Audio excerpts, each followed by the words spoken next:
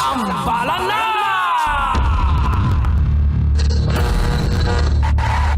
Ang tambalang kumikinang.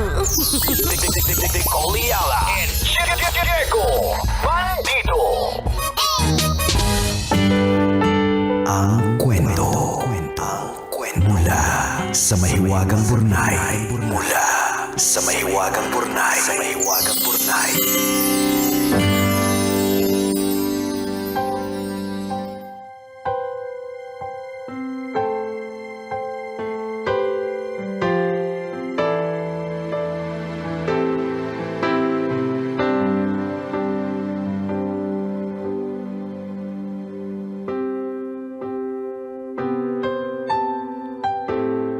Dear kumikinang na tambalang Nicole Ayala at Diego Bandido.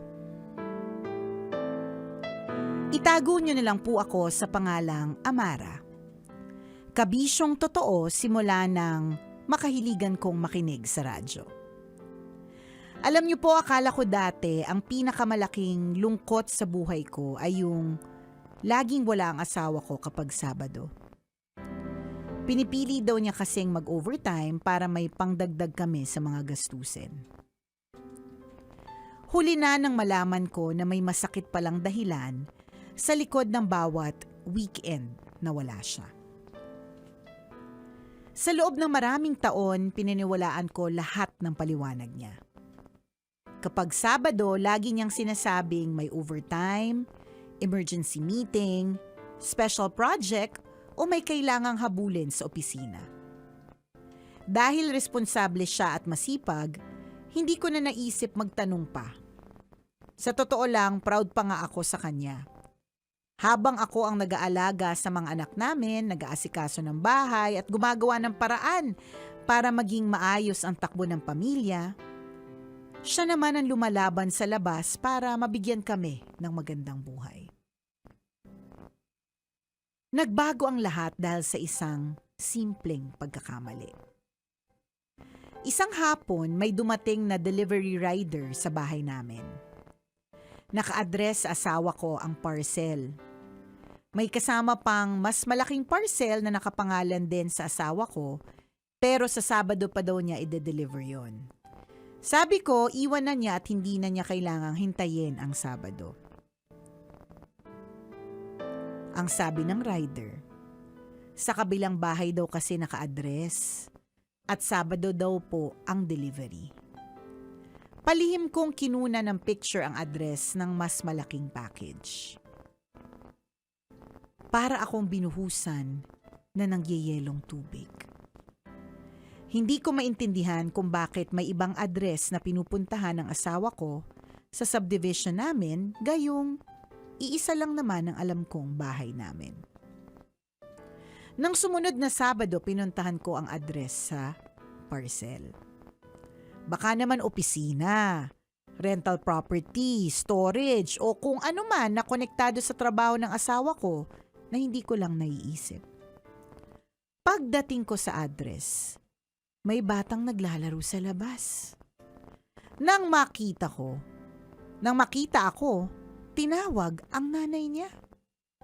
Lumabas ang isang babaeng mas bata sa akin at nagkatitigan kami. Makalipas lang ang ilang segundo, bumukas ulit ang pinto at lumabas ang asawa ko. Aray. Nang makita ako, namutla siya at parang nakakita ng multo. Doon ko nalaman ang masakit na katotohanan. May pangalawa siyang pamilya. Sa loob ng halos 5 taon, may isa pa pala siyang bahay na inuuwian. Ilang minuto lang ang layo mula sa amin. May batang lumalaki na tinatawag din siyang tatay. May mga birthdays na pinupuntahan. May mga gastusing hinati. May mga ordinaryong araw na pinagsaluhan. Biglang nagkaroon ng totoong kahulugan ang bawat overtime. Bawat absence sa family gathering. Bawat Sabadong wala siya. At bawat pagkakataong sinabi niyang ginagawa niya ang lahat para sa pamilya. Habang iniisip kong nagtatrabaho siya tuwing Sabado, ilang kanto lang pala ang layo niya sa amin. Hindi daw niya alam kung paano sasabihin sa akin. Mahal daw niya kaming pareho at gusto niyang ayusin ang pagsasama namin. Pero papaano? Paano aayusin ang 5 taon na pangloloko? Paano ko ibabalik ang tiwalang hindi lang minsang sinira, kung hindi araw-araw pinipiling sirain? Tambalang kumikinang kung nalaman niyong may pangalawang pamilya ang asawa ninyo, ilang minuto lang mula sa bahay ninyo, mapapatawad niyo ba? Ano po kaya ang mabuti kong gawin sa sitwasyon ko ngayon? Salamat po sa pagbasa ng sulat ko at sa inyong payo. Ang inyong kumikinang na tagapakinig, Amara.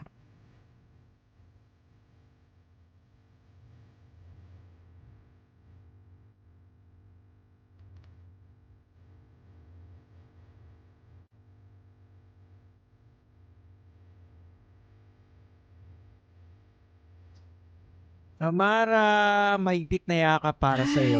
Ay, kung sasagutin ko yung tanong mo, which is, kung kayo ang nasa sitwasyon, yan. Nalaman ninyo may pangalawang pamilya ang asawa ninyo, ilang minuto lang mula sa bahay ninyo. Ayan. Ako siguro, ilang minuto ko muna siyang bubugbugin. Gamit ang raketa ni Alex Ayala. Ayan. Para talagang matibay at para talagang matindi. Ay, nako. Ay.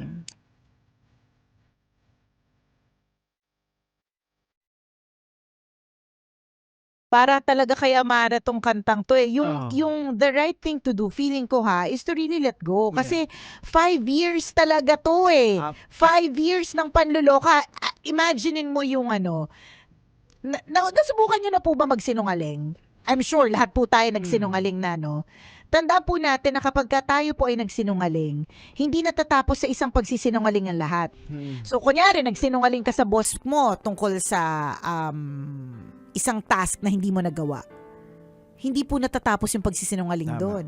Madadagdagan pa yun ng karagdagang pagtatakip, hanggang sa feeling mo normal na lang yung pagsisinungaling. Kasi nakakalusot ka naman eh.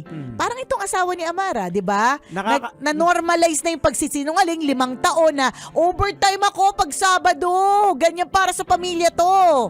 Alam Diba? mo, kanina ba ako nakakagigil yung asawa mo? Ang kapal ng mukha. Sobra. At ang lapit Kaya pa. nga eh. Hindi man lang yung nilayo. iba, lumalayo pa. correct. Yan ang lapit. Yung iba nasa probinsya yung babae nila, o kaya di man lang nasa kabilang subdivision o kabilang city. Ay hindi, kabilang kanto. Tsaka alam mo yung anong ibig sabihin nito na napakakapal ng mukha ng asawa mo to the sense na feeling niya di rin to malalaman. Ganun siya ka-confident na ang lapit-lapit lang na Correct. hindi niya inisip na baka magkamali. Mm. Yung iba kasi talaga binabaon eh, di ba? Tinatago, nilalayo, pinapauwi sa Oo. probinsya. Pero hindi natin sinasabi na yung mga naglalayo at pinapauwi sa probinsya ay tama Oo. Parehas. Kahit Oo. na hindi ka maingat or maingat ka, the fact na tinatago mo ay parehas na mali. Tama. Ang nakakalurky lang dito, sinasabi ni Jex, kaya mas lalo nakakagigil. Yung Kasi confidence, correct, grabe na. ang kapal masyado na mukha, parang ang lakas-lakas ng loob na pwede silang magkita sa simbahan. Feeling ko, isa lang yung simbahan na pwedeng puntahan. Kasi kung isang subdivision or isang village, isa lang ang community. Kaya- Isa lang yung grocery na pinupuntahan. Isa lang yung pinag-cash outan ng GCash. Di ba? Isa lang yung posibleng Yung school. delivery rider, isa lang. Correct, isa lang ang Diba? delivery rider. Kasi yung delivery rider na yun ay assigned sa isang lugar lang. Oo. Doon lang yun eh. Kaya nga di ba yung delivery riders natin, kilala na natin. Kasi sila yung assigned dun sa area natin. So isipin mo, kaya binanggit ni Diego yan, is that ganong katindi yung confidence level na kakapalan ng mukha na matindihan talaga. Na kapag nagpa-foots pa siya, hindi foot ang ipapas pa. Yung mukha ang kailangan hilihahin kasi ang kapal talaga. Grabe. Nakakainis. Kaya we feel you, Amara. So, kung sa tinatanong mo, kung hihiwalayan ba ako, I would say... Ako, it's a resounding yes. Oo.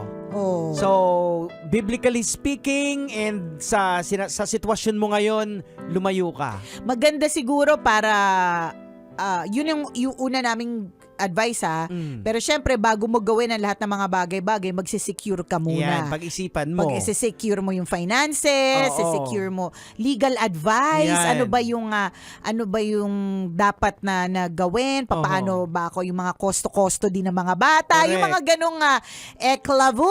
Ayan, kasi pinaghahandaan din siya, hindi din agad-agad na. Oo, ayoko na, ganyan. Oo. So, pag-iisipan. Tapos, tingnan mo yung, ito, lagi itong linya ng mga babaero eh. Yung sasabihin nila na, natatakot kasi ako na kapag ka sinabi mo, baka umalis ka. Oh. Narinig ko na yan eh. Natatakot ako na pag sinabi mo, hiwalayan mo ko. Eh, bakit ka naman hihiniwalayan? Oo. Parang tanga din eh, nakakayamot. Yun, No. ano yan eh, parang nililipat, gaslighting na Oo. ano yan eh, na diskarte. At saka apakadamot, dito ko naiinis din eh. Kaya meron akong mga kaibigan hanggang ngayon mga single. Kasi merong mga taong dupang, gusto nila dala-dalawa yung kanila. Tama. Kakayamot.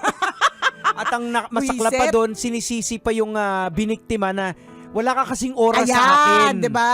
Ayan. May mga ganyang pagbibintang. Hindi mo kasi pinaparamdam sa akin na pagod na nga ako sa trabaho, hindi ko nararamdaman. Yan po yung mga linyahan ko dati. Ay, totoo Oo. yan. Ako naman, kaya alam ko yung mga ganyan linyahan kasi ginamit na din sa akin yan dati. Kaya wag kami. Wag kami. Wag ako, wag si Diego, wag kami. Been there, done that. Tama. 'Di ba? Maaring kami ang gumawa, maaring kami din yung victim. Yes, oo. 'Di ba? Ay. Kaya we feel you, Amara, kung gaano kabigat itong nararamdaman mo ngayon. Alam kong gigil na gigil. Kami nga gigil na gigil eh. Ay. Tsaka alam mo, ang hirap din ito, kunyari, hindi niya sinabi kung ilang taon yung anak niya or kung may anak sila, no? Pero kung halimbawa, yung anak mo, medyo nandun na siya sa growing years na naiintindihan niya na yung mga nangyayari. Isipin mo kung ano yung magiging decision mo may or may not have an effect on your child sa kanyang pagdedesisyon sa buhay. Tama. Kasi kunyari, tiniis mo. Pwede naman choice mo naman yan. Hindi ka naman namin pipilitin. Pwede mong tiniis, dalawa na lang kayo. Correct. Medyo ang problema dito is yung ini-impart mong mensahe sa anak mo. Tama. 'Di ba? Na okay lang, na bare minimum. Usually, makikita Diba? natin sa datos, ginagaya ng mga bata yung kung anong ginawa ng magulang. Ayun na. Ay. Ako po si Diego At Bandido. ako po si Nicole Yala. Kailangan pa bang i-memorize yan? Basic!